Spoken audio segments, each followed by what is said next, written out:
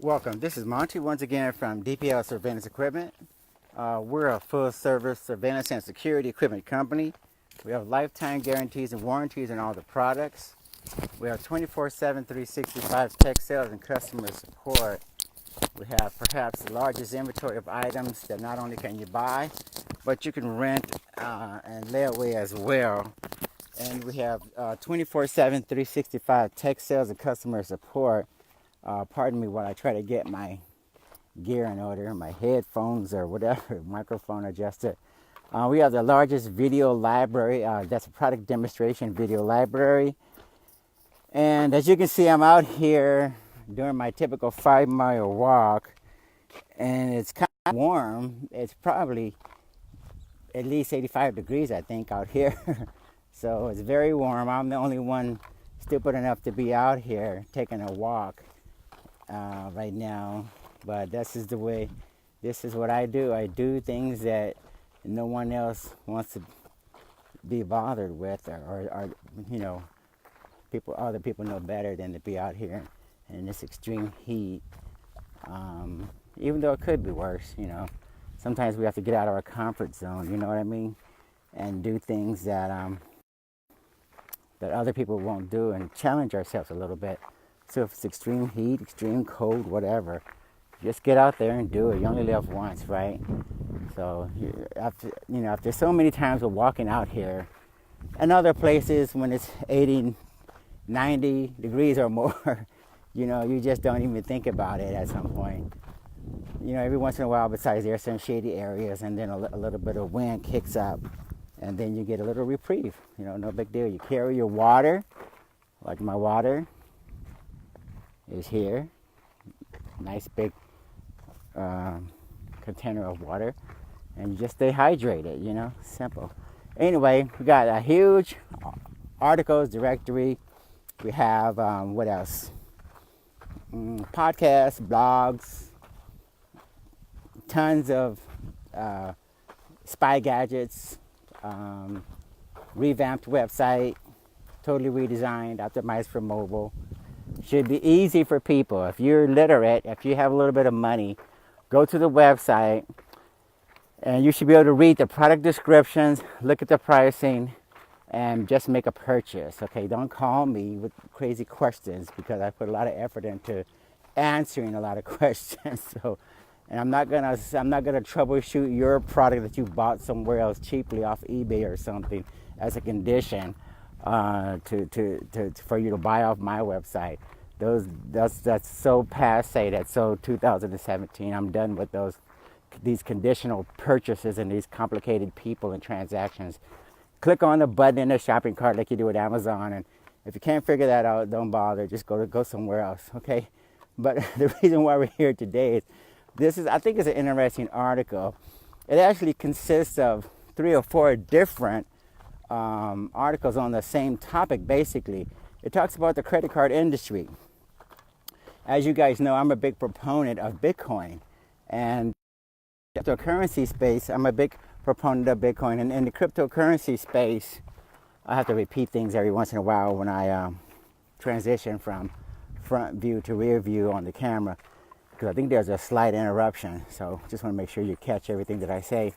Anyway, on the cryptocurrency space, we are, you know, we Bitcoin enthusiasts, we always talk about, we think we have a solution to this current fiat-based economy, where, you know, you have excessive printing of money, you have manipulation of currencies, you have credit card companies in an industry that is licensed to steal and lie and cheat and rip off merchants and customers. You have excessive usury going on with the high interest rates on credit cards, invasions of privacy, massive hacks that go on, where 1 point something billion data records are stolen from the credit card companies and such, and restaurants and stores, and all our personal data gets leaked out everywhere.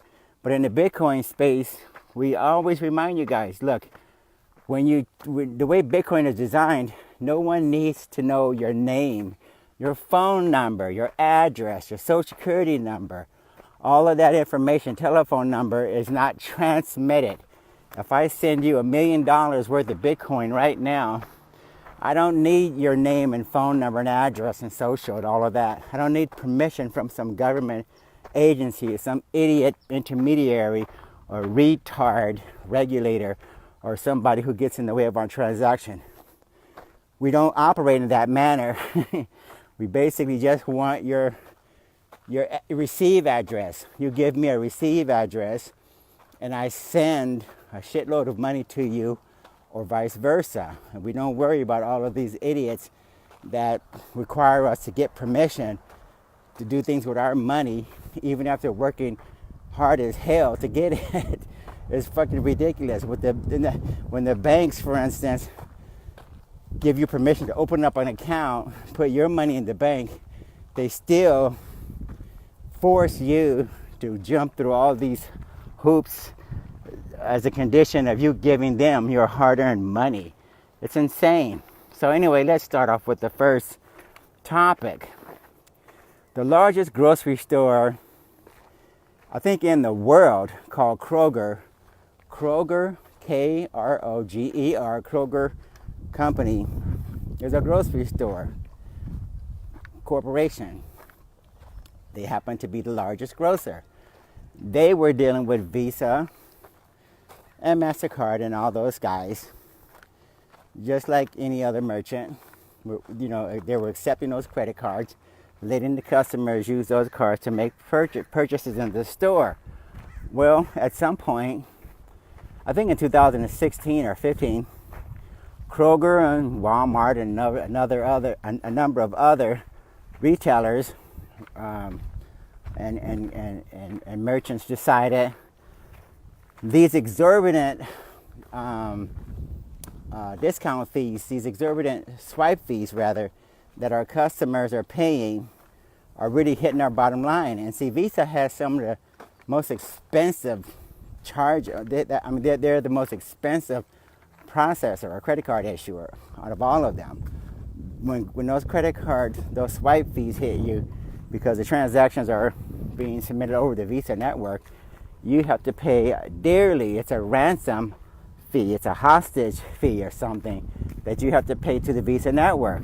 Anyway, the lawsuit in 2015 or 16, when it first started, the major retailers decided, they would challenge it, mainly because, oh my, here comes the wind. Mastercard and those guys wanted to settle with no conditions on the settlement. It was a $5 or $6 billion settlement after, the case was initially filed. And anyway, there was no recourse in the settlement for repeated offenses. In other words, Mastercard and those guys decided, you guys, we can do. Mastercard and Visa decided, if they repeated the offense that they were initially charged with, there was no recourse. So anyway, Walmart and Kroger and those guys went back and said, we're gonna not participate in this settlement. We're going to go ahead and pursue a separate case individually against you guys, against the credit card issuers. Anyway, so Walmart and Kroger and those guys held out and settled individually. Kroger is still fighting. Kroger is still not happy, and I don't blame them, with the idea that these swipe fees are eating into its bottom line. So anyway, Kroger decided, to make a long story short, to ban Visa credit cards in their stores. I think it's primarily in California, but is expected to roll out probably nationwide. Anyway, this is a good precedent. This is a good precedent because if other retailers, merchants decide to join in, we could have a situation for the first time where we're challenging this business model, where we're held hostage by Visa, Mastercard, and American Express and Discover, and we just simply don't offer those card services to our customers. In other words, we have to put these guys in their place. We have to let them know, look, we merchants and customers, we the one that generate and do the footwork so that the industry actually works properly. In other words, if you don't have a viable product or service that you're offering in a store, then who cares about the credit card processor at that point? When you're going to fill up your tank of gas in your car, the most important thing is to get some gas, okay, at the gas station. So if the gas station owner didn't have a station with gas for sale, who cares whether or not you have a Visa or a Mastercard or a Discover or an American Express card? It makes absolutely no. It'll be useless, right? So what comes first, the cart or the horse? You better ask yourself and your consumers and find out if you're stupid and naive enough to not know. Okay, the business owners, we create products, we come up with these services, we promote them, we advertise them, and then the customers are attracted to the products, to the services, to the stores, and then you want to buy something.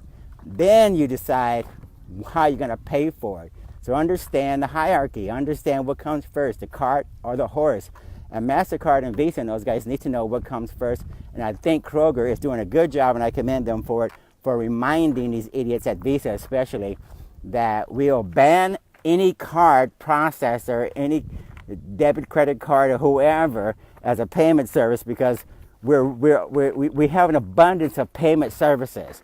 Now, some are more easy to use and more accessible than others, but there is no shortage of payment services. Apple Pay, Google may get into the game anytime. Amazon has an offering. Bitcoin is a choice. Venmo, PayPal. There's probably more ways to pay if you really look than you have money in your pocket. So anyway, that's happening with Kroger. Let's move on, and maybe I'll get back to Kroger if I need to. But another situation that's come about is the Visa network itself went down for customers in the United Kingdom and Europe overall. And a lot of employees were getting off work. They were get their bus ticket, subway ticket, or whatever home, and they found out that their stupid network went down. The Visa network went down, and Mastercards and American Express cards and Visa, debit, and credit cards would not work. In other words, you couldn't even purchase your transit ticket so you can get home if you were in the United Kingdom or in Europe.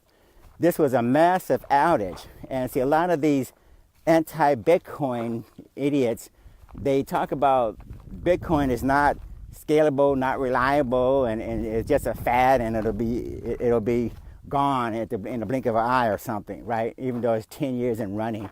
And we got the Bitcoin obituaries where every idiot on the planet has their stupid doomsday scenario logged there and recorded there, and the number is growing, and we haven't seen anything yet that actually came true. So anyway, the Visa network went down in the United Kingdom, in Europe. A lot of people were stranded, and the Mastercards and the American Express cards didn't work either. And ironically, a lot of these customers were sitting in bars and different places trying to wait it out and see what happens while looking at Visa commercials and advertisements on the TV screens in the bars and restaurants while waiting for the network to come back up. See, Bitcoin has a 99.999% uptime, okay? The network never crashed, all right? Believe it or not, even though this is a new form of technology and currency and payment system. Hello, Debbie Moore. The network has never crashed. The blockchain and the Bitcoin system has been up and running, and we've been upgrading and improving, implementing Lightning networks, Schnorr signatures, what else? All sorts of different SegWit, all sorts of new implementations onto Bitcoin to make it more redundant, more resilient, scale better, work faster, work cheaper. I don't hear a lot of anti-Bitcoin, anti-cryptocurrency people talk about transaction costs so much anymore, because SegWit and Lightning Network took care of that. So therefore, the idiots are running out of ammunition. Okay, and besides, more governments and believe it or not, politicians are even accepting Bitcoin, and every corporation, everyone on Wall Street is researching Bitcoin and blockchain to make sure that they don't miss out. You know, the Chicago Mercantile Exchange, the Chicago Board of Options, Pantera Capital or Pantera Investments, they made 10,000% return for their investors. I mean, some of the things that are going on in the space, Bitcoin has been returning. It's been the best asset class for 3 to 4 years running. I mean, come on. And then, so let's move right along. Okay, let's think of something else to say about that particular outage. But anyway, be aware, because that your transactions were useless. The thing wasn't worth the plastic it was printed on when you can't use those Visa cards, when you couldn't use them in United Kingdom and in Europe. Okay, they weren't worth the plastic that were printed on as far as those credit cards and debit cards were concerned. One other thing that happened is kind of interesting. Speaking of scandals and scams and crooks in suits, American Express has a foreign exchange unit. They were actually hiking the rates of their customers for doing foreign exchange transactions where you translate from currency to currency. They were charging them secretly without those customers knowing it, and they got caught. And a number of reporters and journalists brought this to the attention of the general public, probably 2 years ago at least. What would happen is customers would go to American Express or receive a phone call and sign up and start doing foreign exchange transactions through American Express, and their employees would start off with one particular rate, and then somewhere along the line that rate would get hiked up as much as 25% or more, some ridiculous amount. I can't remember, but I'm going to attach an article that has all the specifics. But basically what was happening is the employees were incentivized by their managers. You can make 25% commission by overcharging customers who didn't know any better. And see, small businesses were actually targeted more by American Express employees because, you know, they didn't have the ability to, you know, have a dedicated staff looking at these transactions and trying to figure it out. And besides, every time you did a transaction, unless you compared it with the foreign exchange rate at the time, you wouldn't know that you're paying too much. Anyway, this was an industry practice, believe it or not. Wells Fargo, as you would expect, some of the biggest scam artists in the banking industry, along with HSBC and UBS and all those guys, Citibank. Anyway, Wells Fargo, you know, they actually were doing the same thing. So a lot of these employees, they went from company to company, it seems like, and they basically were overcharging people. Foreign exchange. And let's see what else. Oh yeah, lastly, I don't want to make this video too long, but lastly, finally, the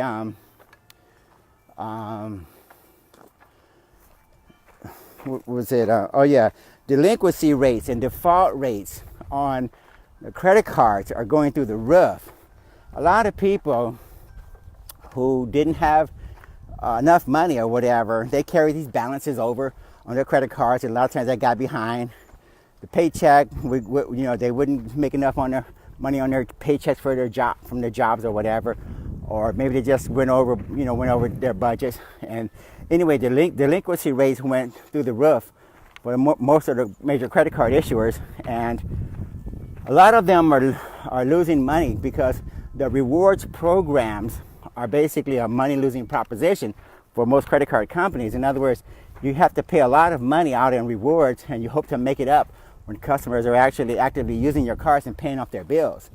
But, you know, even if they carry the balance over, that helps you. But when they don't pay that balance that's been carried over, when they don't pay it at all, that's when you have a problem. So a lot of these credit card issuers are finally realizing, look, you are about as scandalous as your customers, and the customers have figured out the rewards game. They get one reward from one company, from one credit card issuer, and then they exhaust those rewards, and they get the free motel, get a free hotel, free dinner, whatever is being offered, airline miles or something. They use that reward up, and they jump to the next one. There's no loyalty in the loyalty programs from the customer perspective. Customers get these rewards, they use them, and they dump that card, they go right to the next card. Anyway, that's why the losses are piling up.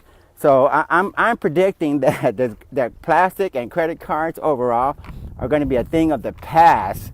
As soon as people start to realize that, this is one big scam, and you're overpaying. Merchants we have to hike up the cost of our products and services. The cost of our overhead goes up tremendously to offset all of the BS and excessive charges and such built into this particular model, working with the credit card companies. I always let you guys know that, chargebacks are one of the things that plague me. Chargebacks and just discount fees for services that are not even helping me out. I mean, these morons at merchant services, whether it's with Wells Fargo or Costco or Elevon or whoever, they don't know security. They don't know what they're doing. They want to overwrite our terms and conditions, override it, and tell us how to run our businesses, while at the same time protecting these stupid customers who abuse their credit card privileges. Now there's companies that actually are flagging these transactions. So if you get turned down because you got too many returns going back to Best Buy, too much return merchandise going back to Amazon or whoever, Victoria's Secret, your account could be flagged. And believe it or not, that's going to be the next money-making area, and I'll write on that too, and podcast on that and blog about it. But there are certain companies that are making money in the return merchandise business, and investors are going to be throwing money at those companies who specialize in helping companies manage the returns. That's I think there's tens of billions of dollars. I can't remember exactly how many, but there's tens of billions of dollars worth of returns going back to companies every single day or every month from customers who want to run scams and play around with their credit cards and such. So anyway, that's what I wanted to cover, and I'll put the details in an article so you can see the specifics. But yeah, I think we're looking at the demise of the credit card industry, mainly because it seems to be self-imploding. It seems to be imploding in and on itself right now. And see, Bitcoin is not going anywhere. And I think the industry, particularly the finance industry and Wall Street, are realizing Bitcoin is not going anywhere anytime soon. It's not dying out. It's not just a fad, but it's being adopted slowly but surely. It's being improved every day, slowly but surely. And being worth $8,000 at this time is telling a number of people that there's a little bit of value there, okay? Especially for a lot of us who have been involved with it for 5 or 6 years. We see a lot of value there. And there's a lot of things that we can do with that type of purchasing power. So you guys need to get on board and try to figure out what is so compelling about this new technology, about this new crypto industry, where the jobs are, and how to get on board, and how to take advantage as compared to being taken advantage of by this the credit card industry. Okay, hopefully I pointed out a few things that you want to be aware of. Anyway, you guys have a great day, and we'll talk later. All right, bye.